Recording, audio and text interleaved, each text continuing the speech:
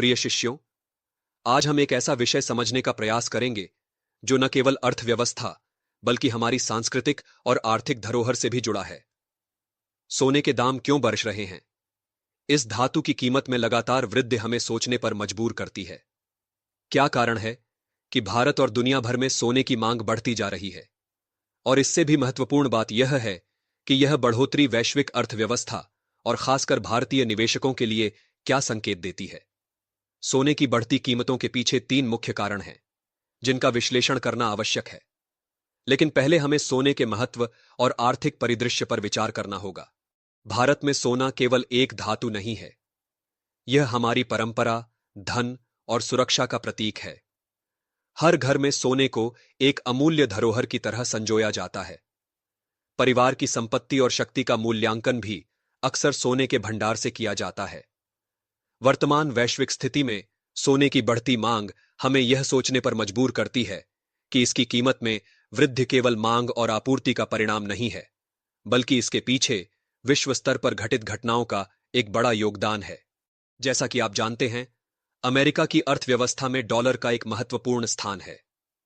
पिछले 2 वर्षों में अमेरिका ने कोविड महामारी और आर्थिक संकट से निपटने के लिए लगभग $6 ट्रिलियन की छपाई की है।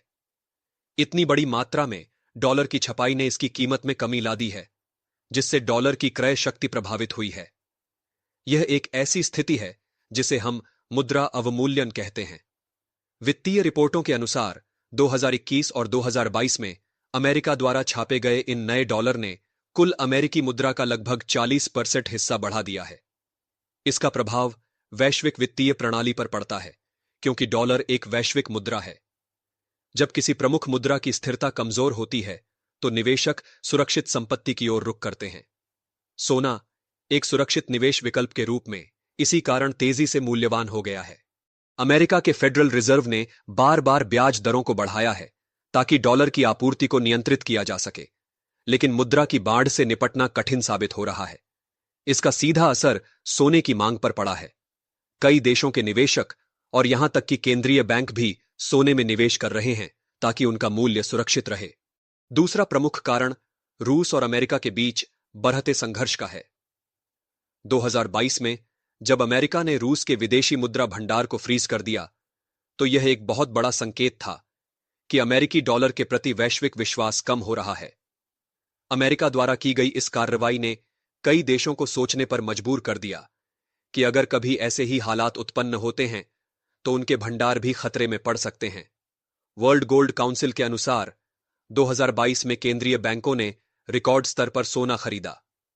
इनमें सबसे आगे तुर्की, चीन और भारत रहे। रिपोर्ट में बताया गया कि केवल 2022 में ही दुनिया भर के केंद्रीय बैंकों ने कुल 1136 टन सोना खरीदा। इसमें से तुर्की ने लगभग 400 टन सोना खरीदा, जबकि चीन ने अपनी मुद्रा का डॉलर पर निर्भरता घटाने के लिए सोना खरीदना शुरू कर दिया है। आज के समय में पूरी दुनिया उच्च मुद्रास्फीति की समस्या का सामना कर रही है। निवेशकों को डर है कि बढ़ती महंगाई और अनिश्चित वित्तीय बाजार उनके धन को अस्थिर कर सकते हैं। ऐसे में वे सोने की ओर रुख कर रहे हैं, जो लंबे समय से एक स्थिर और सुरक्षित निवेश रहा है। भारत में भी पिछले कुछ वर्षों में मुद्रास्फीति लगातार बेआरच रही है और इसका असर आम नागरिकों की जेब पर पड़ा है। जब महंगाई बढ़ती है, तो लोग अपने धन को सुरक्षित करने के लिए सोने की ओर आकर्षित होते हैं। भारतीय निवेशकों ने भी पिछले 2 वर्षों में सोने में अपनी रुचि को बढ़ाया है ताकि वे आर्थिक अस्थिरता के दौरान अपने धन को सुरक्षित रख सकें। केंद्रीय बैंकों के सोने में निवेश के आंकड़ों पर गौर करें तो 2022 में दुनिया भर के केंद्रीय बैंकों ने 1136 टन सोने की खरीद की थी। भारतीय रिजर्व बैंक आरबीआई भी इस दिशा में सक्रिय है। वर्तमान में भारतीय रिजर्व बैंक के पास लगभग 787 टन सोना है।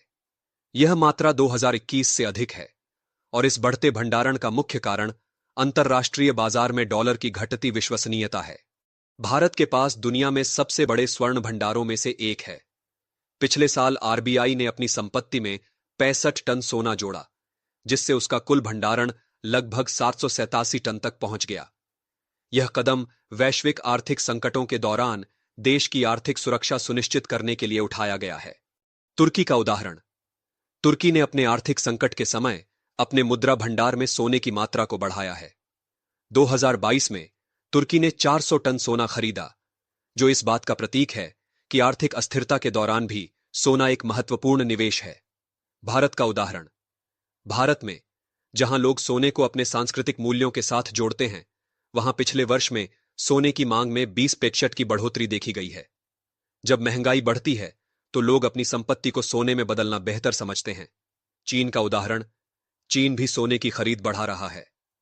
2022 में चीन ने लगभग 62 टन सोना खरीदा ताकि वह डॉलर की पर निर्भरता को कम कर सके।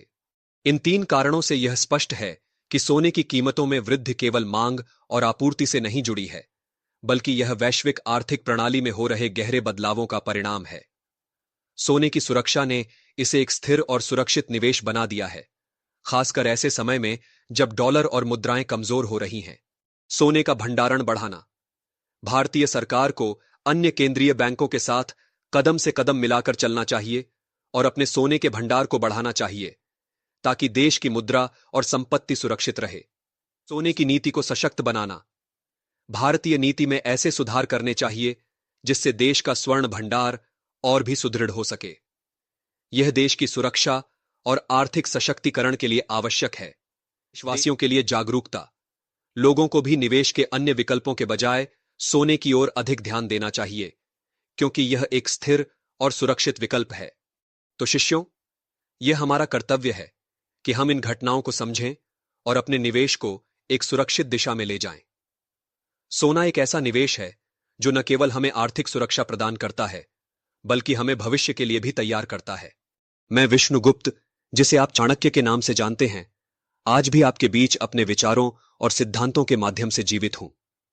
मेरे व्यक्तित्व से प्रभावित मेरे ही एक शिष्य ने मेरी पुस्तकों और ऐतिहासिक प्रमाणों के द्वारा आर्टिफिशियल इंटेलिजेंस की मदद से मेरी विचारधारा को आज के कालखंड में पुनः जीवंत किया है। यदि आप भी मुझसे कोई प्रश्न पूछना चाहते हैं तो कमेंट बॉक्स में लिखकर पूछ सकते हैं। मैं अपने ज्ञान, आदर्श और विचारों के अनुसार उनका उत्तर देने का प्रयास करूंगा। जय अखंड भारत।